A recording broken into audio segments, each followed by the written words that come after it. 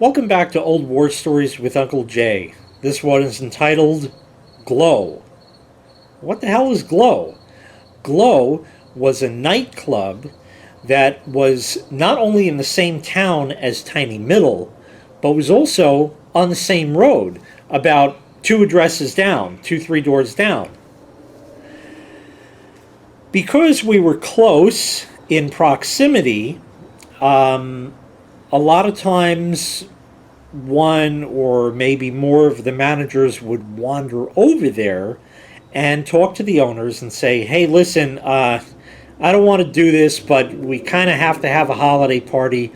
That could be a story in and of itself. We have to have a holiday party. We're right here. If you ever need computers, I'll give you a deal, and whatever the deal was. So that was that. And this is going back, this is while I was actually a technician, so this is going to be about 2007 on, let's say 2009, 2010, somewhere in there. Anyways, Windows XP was still around. It was getting old, but it was still around at the time. Anyways, so that was the deal with the nightclub. And one of the managers who I was very close with, and that's actually another old war story I just thought of that I should tell, he said, hey, listen, I talked to the guys over at GLO a few days ago, and they're saying their computer is running slow. I want you to go and take a look at it.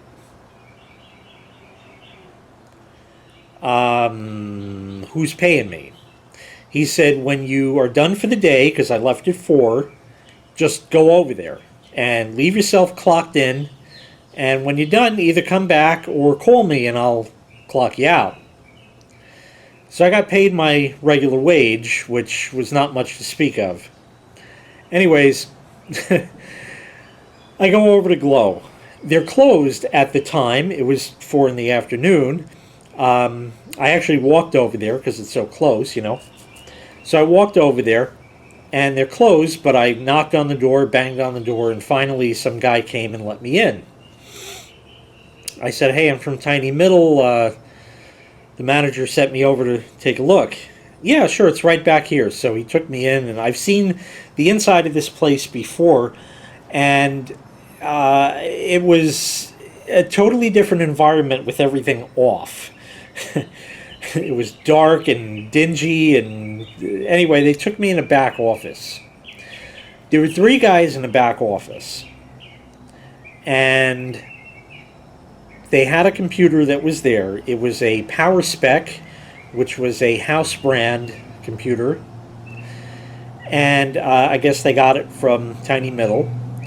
And anyways, it was running Windows XP because that was still around.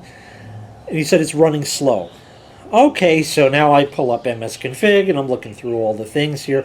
Disable this, get rid of this. So I'm playing around with the machine. And there's a few things about it. One, we'll get back to in a second, but the 3 guys that were back there were sitting at another desk in this room with a stack of cash this fucking big. Bill after bill after bill after bill, and they're counting. They didn't have a bill counting machine.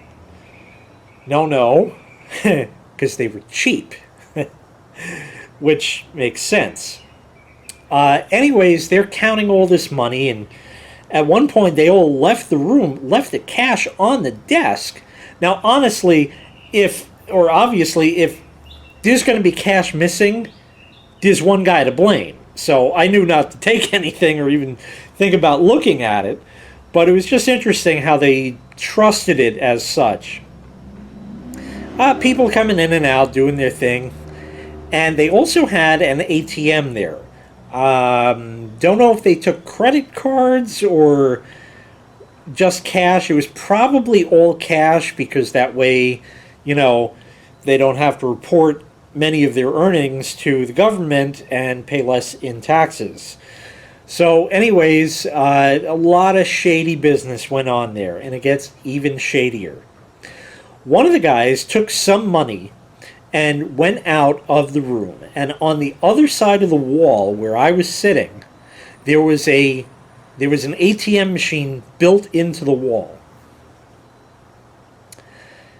So I hear the guy go up to the machine, he hits a button on it or something, and you hear a card go in. So he puts the card in, you hear the boop, boop, boop, boop, boop, boop, when he puts the pin in, and then the machine says, please wait. As God is my witness, I heard a modem pick up a phone line and dial, get a carrier signal, and this is how this ATM machine operated. Over a phone line. Now, granted, yes, this is a viable solution for standalone ATM machines. They don't need a direct connection to the internet, and I guess by that regard, it actually makes them a bit more secure if they can call up by telephone modem and do that. But you did have to wait while it established the connection. It had to dial, the phone company would have to connect the call, it would then ring at the other end, and then you'd have to wait for the modem handshakes to go on before it would actually connect.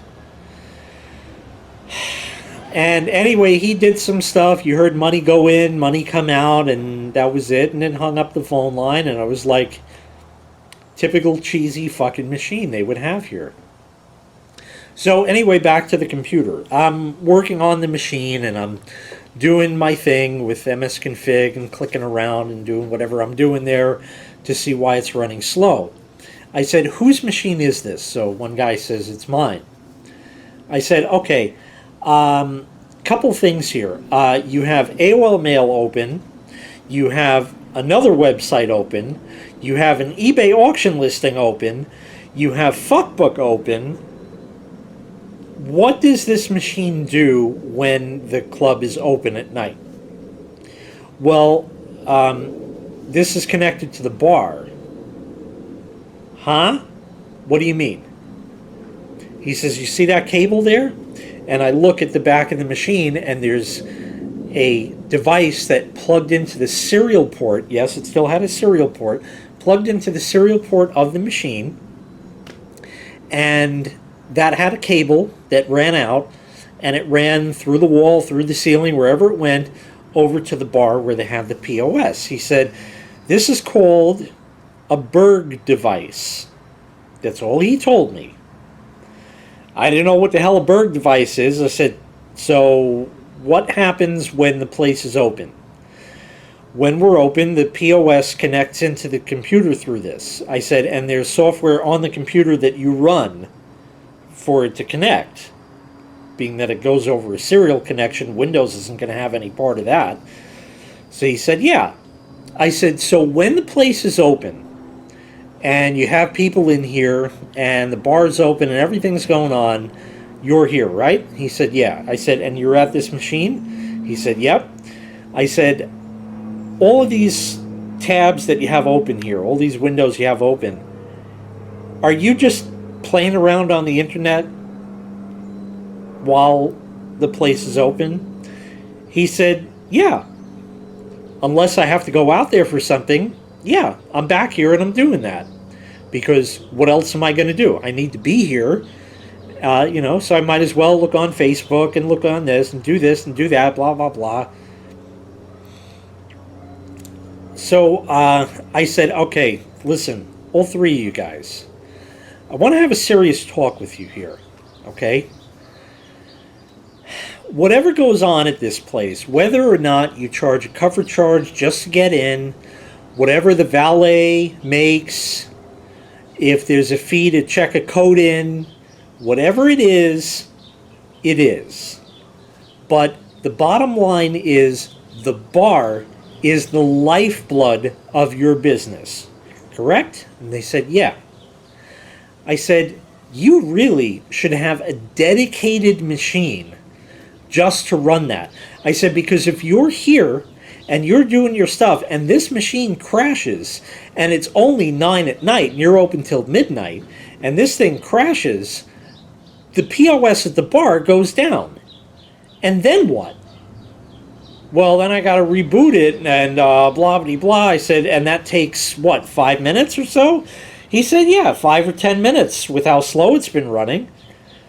I said, what is the function of this BERG device? He said, well, at the bar, they have a thing that's connected to the POS there, and it has a spout on it. And what they do is they punch in whatever kind of drink, and it tells them what goes in it. So it takes vodka in it. They put the pour spout on there, which has a wire attached to it, and it has like a valve in it. And after it dispenses an ounce of vodka or 2 ounces or whatever the drink calls for, it shuts it off. I said, well, that's smart. That way you can't overpour a drink, and you can't really underpour a drink either. But I'm sure, of course, amends can be made to that. But the bottom line is, this is the lifeblood of your business. Why would you possibly want to jeopardize anything that's going on at that bar? If that bar is not open, you guys aren't making money, and you're going to close up. And years later, they did. I think a Houlihan's went in there now. Not really sure. Maybe that was the next door over, or I don't remember what it was, but anyway, they closed up, and I don't know what's there now. I don't go to that town anymore. I don't give a flying fuck through rolling donut what occurs there anymore. I'm out of that shithole, and I'm really glad. Anyway, after the whole thing, I went back, and I went back into Tiny Middle, and I clocked out, and I went home. And I made virtually nothing. But, like I said, I was in with the manager, so one hand washes the other. I had to do him a favor for a lot of favors he did for me. And again, that could be an entire other Old War story. But I thank you for watching this installment of Old War Stories with Uncle Jay. Thank you for watching. Make sure you click like, make sure you click subscribe, and take care. We'll see you next time. Bye-bye.